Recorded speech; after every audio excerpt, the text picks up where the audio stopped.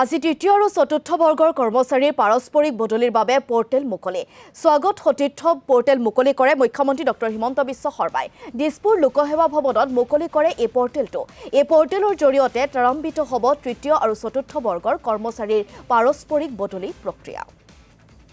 আৰু অনুষ্ঠানলৈ আমি আপোনালোকক পোনপটীয়াকৈ লৈ গৈছো এক ওপৰত আধাৰিত এটি শ্ৰাব্য দৃশ্য প্ৰদৰ্শন কৰা হ'ব অসমৰ মাননীয় মুখ্যমন্ত্ৰী মহোদয়ে কৰ্মচাৰীৰ বদলিৰ বাবে এক স্বচ্ছ দুৰ্নীতিমুক্ত আৰু কাৰ্যক্ষম ডিজিটেল সমাধানৰ পৰিকল্পনা কৰিছিল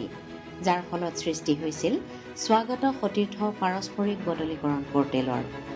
এই পৰ্টেলে তৃতীয় আৰু চতুৰ্থ বৰ্গৰ কৰ্মচাৰীসকলক পাৰস্পৰিক বদলিৰ বাবে সুযোগ প্ৰদান কৰিছে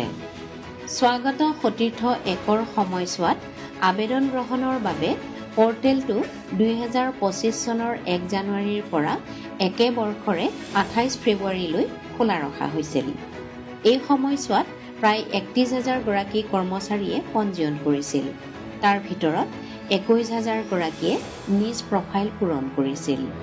পুংখানুপুংখভাৱে পৰীক্ষণ আৰু সত্যাসত্য নিৰূপণৰ পাছত মুঠ 4,502খন পাৰস্পৰিক বদলিৰ আবেদন অনুমোদিত হৈছিল স্বাগত সতীৰ্থ একৰ অধীনত মাননীয় মুখ্যমন্ত্ৰী মহোদয়ে 2025 চনৰ 7 জুন তাৰিখে 9,004 গৰাকী কৰ্মচাৰীৰ পাৰস্পৰিক যৌথ বদলিৰ অনলাইন নিৰ্দেশ জাৰি কৰিছিল যাৰ ফলত অসম চৰকাৰৰ সেৱাত নিয়োজিত এই কৰ্মচাৰীসকলে নিজ পৰিয়াল আৰু ঘৰৰ সমীপতে থাকি সেৱা আগবঢ়াবলৈ সক্ষম হৈছে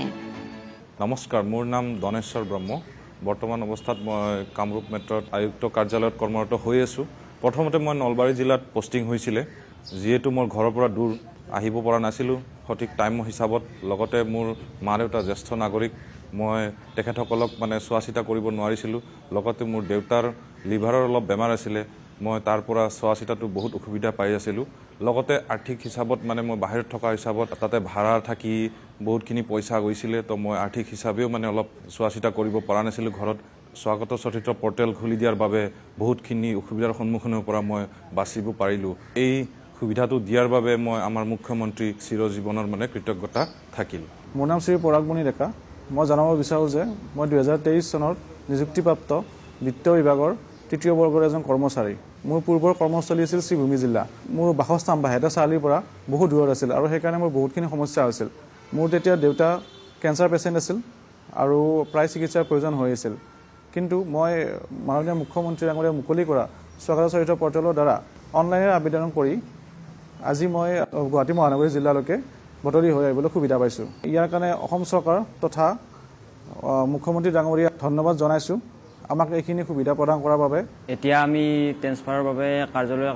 ঘূৰিব নালাগে এতিয়া স্বাগত সতীৰ্থ পৰ্টেলত অনলাইন কৰিলেই আমাৰ মিউচুৱেল ট্ৰেন্সফাৰ বহুত সহজে হৈ যায় মই আগতে ৱেষ্ট কাৰ্বি আংলঙত আছিলোঁ অনলাইন কৰাৰ পিছত মই কামৰূপ বিএফলৈ ট্ৰেন্সফাৰ হৈ আহিলোঁ মুখ্যমন্ত্ৰী মহোদয়ক মই ধন্যবাদ জ্ঞাপন কৰিছোঁ মোৰ নাম তৰালী বৰ্মন মোৰ ঘৰ কোকৰাঝাৰ ডিষ্ট্ৰিক্ট মোৰ প্ৰথম কৰ্মস্থান আছিলে যোৰহাট ইঞ্জিনিয়াৰিং কলেজ মাননীয় মুখ্যমন্ত্ৰীৰ দ্বাৰা মুকলি হোৱা স্বাগত সতীৰ্থ পৰ্টেলৰ জৰিয়তে মই অসম অভিযান্ত্ৰিক মহাবিদ্যালয় আহিব পাৰিছোঁ আপোনালোকে জানে যে স্বাগত পৰ্টেলৰ জৰিয়তে মই 5খন জিলা সিলেক্ট কৰিব লাগে কোকৰাঝাৰ বঙাইগাঁও চিৰাং বাক্সা আৰু কামৰূপ মেট্ৰ' সিলেক্ট কৰিছিলোঁ আৰু তাৰে ভিতৰতে মই কামৰূপ মেট্ৰত মিউচুৱেল ট্ৰান্সফাৰ পাবলৈ সক্ষম হৈছোঁ ইয়াৰ বাবে মুখ্যমন্ত্ৰী মহোদয়ৰ ওচৰত ধন্যবাদ জ্ঞাপন কৰিছোঁ এতিয়া অসমৰ মাননীয় মুখ্যমন্ত্ৰী মহোদয়ে বুটাম টিপি স্বাগত সতীৰ্থ পৰ্টেল 2 কাৰ্যক্ষম কৰিব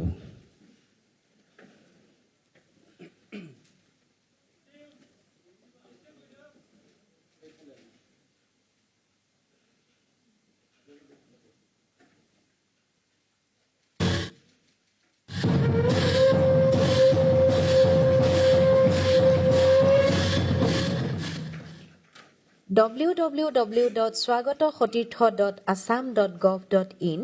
এতিয়া লাইভ হৈ আছে এই ৱেবছাইটটো অসমীয়াটো উপলব্ধ পঞ্জীয়ন সম্পূৰ্ণ কৰাৰ পিছত কৰ্মচাৰীসকলে এতিয়াৰ পৰা পাৰস্পৰিক বদলিৰ বাবে আবেদন কৰিব পাৰিব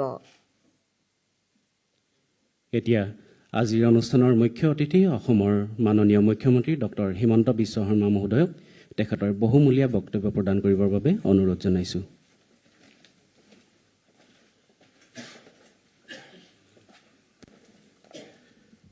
আজিৰ সভাত আমাৰ মাজত উপস্থিত অসম চৰকাৰৰ মুখ্য সচিব ৰবি কোটা ডাঙৰীয়া, অসম চৰকাৰৰ অতিৰিক্ত মুখ্য সচিব অজয় শংকৰ তিৱাৰী ডাঙৰীয়া, সাধাৰণ প্ৰশাসন বিভাগৰ আয়ুক্ত সচিব শ্ৰী মণিবন্ধন ডাঙৰীয়া, আমাৰ মাজত উপস্থিত অসম চৰকাৰৰ বিষয়াসকল আৰু আজিৰ অনুষ্ঠানত উপস্থিত সুধীবৃন্দ। যোৱা বছৰ জানুৱাৰী মাহত আমি অসমত এটা নতুন প্ৰয়োগ কৰিছিলোঁ, সেয়া হৈছে চৰকাৰী কৰ্মচাৰীৰ বদলি। এই বদলিৰ যিটো প্ৰক্ৰিয়া তাক অধিক স্বচ্ছ কৰা আৰু কৰ্মচাৰীসকলে কোনো কাৰ্যালয়লৈ নহাকৈ নিজৰ কৰ্মভূমিৰ পৰাই নিজে বিচৰা জিলাখনলৈ যোৱাৰ বাবে এটা সহজ আৰু সৰল প্ৰক্ৰিয়া। স্বাগত সতীৰ্থ যিটো আজি আমি পৰ্টেল মুকলি কৰিছোঁ, এই পৰ্টেলটোত প্ৰথমতে যিসকল চৰকাৰী কৰ্মচাৰীয়ে নিজ কৰ্মভূমিৰ পৰা আন এখন কৰ্মভূমিলৈ যাব বিচাৰে, তেওঁলোকে নিজৰ নাম পোনপ্ৰথমে পঞ্জীয়ন কৰে। পঞ্জীয়ন কৰাৰ পিছত যেতিয়া সকলোৱে পঞ্জীয়ন কৰে, কোনে ক'ত যাব বিচাৰিছে পঞ্জীয়নৰ সময়ত তেখেতসকলে 5খন জিলাৰ নাম আগবঢ়ায়। যদি এজন কৰ্মচাৰী বৰাক উপত্যকাত কাম কৰি আছে, ব্ৰহ্মপুত্ৰ উপত্যকাৰ তেওঁ 5খন জিলাৰ নাম দিব। যেতিয়া স্ক্ৰীণত এই পঞ্জীয়নভুক্ত কৰা সকলোৰে 5খন জিলাৰ পচন্দ আহি পৰে আৰু প্ৰত্যক্ষ কৰি ট্ৰান্সফাৰ নহ'লেও যদি 3জন বা 4জন বা 5জন লগ লাগিলে এই চেইনটো কমপ্লিট হয়, তেনেকৈও আমি আবেদন কৰাৰ লগে লগে কম্পিউটাৰৰ জৰিয়তে তাক এটা ছিষ্টেমেটিক প্ৰচেছৰ জৰিয়তে কেণ্ডিডেটজনৰ সন্মুখলৈকে আহে যে আপুনি 5খন জিলা বিচাৰিছিলে, 5খন জিলাৰ 5 নম্বৰ জিলাখন আপোনাৰ বাবে উপলব্ধ বা 1 নম্বৰ জিলাখন আপোনালোকৰ বাবে উপলব্ধ। আৰু যেতিয়াই তেওঁ কনচেণ্ট দিব, তেতিয়াই আমাৰ হেড অফ দ্য ডিপাৰ্টমেণ্টৰ সন্মুখলৈকে আহি পৰে যে এই 2জন ব্যক্তি বা এই চেইনটোক আমি অনুমোদন দিব লাগে, যাতে স্বাগত সতীৰ্থ পৰ্টেলে ট্ৰান্সফাৰ অৰ্ডাৰ জেনেৰেট কৰিব পাৰে।